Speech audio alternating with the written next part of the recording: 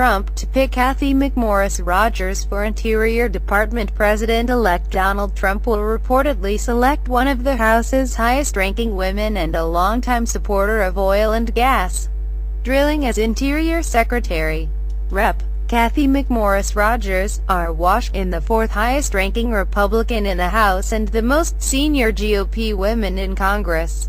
While a strong supporter of hydropower, which is popular in her home state, she has also repeatedly cast doubt on the existence of human-induced climate change, has regularly voted to open federal lands to more fossil fuel development, and has opposed environmental protections.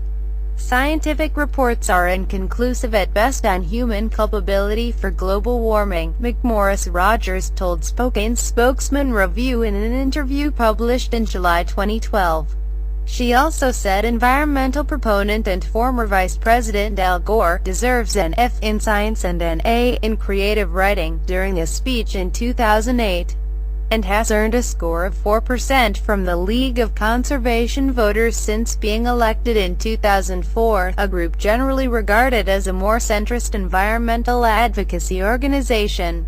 Environmental groups swiftly condemned Rodgers' reported selection. The announcement came 2 days after Trump selected Oklahoma Attorney General Scott Pruitt, a staunch ally of oil and gas firms who has questioned the existence of climate change, to head the Environmental Protection Agency, an organization he has repeatedly sued and even sent letters first drafted by oil industry lobbyists. Trump's transition team has also reportedly asked for a list of Energy Department employees and contractors who worked on climate change policy and attended United Nations climate summits. Rep. McMorris Rodgers and Donald Trump seem determined to turn our public lands and waters into energy sacrifice zones, Maurice O'Neill, of the environmental group Friends of the Earth, said in a statement. "We need a responsible steward of our most scenic, sensitive public areas, not an auctioneer." The Interior Department oversees about 250 million acres of federal and tribal lands. Much of it is concentrated in the West, including some 14 million acres of rangelands in Washington, plus waters off the coast and swaths of the Arctic. Faced with opposition in Congress to virtually all environmental legislation, the department became a key tool in the Obama administration to address environmental issues and climate change. The department set the first national standards for shale oil and gas development last year, affecting about 90,000 fracking operations on federal lands.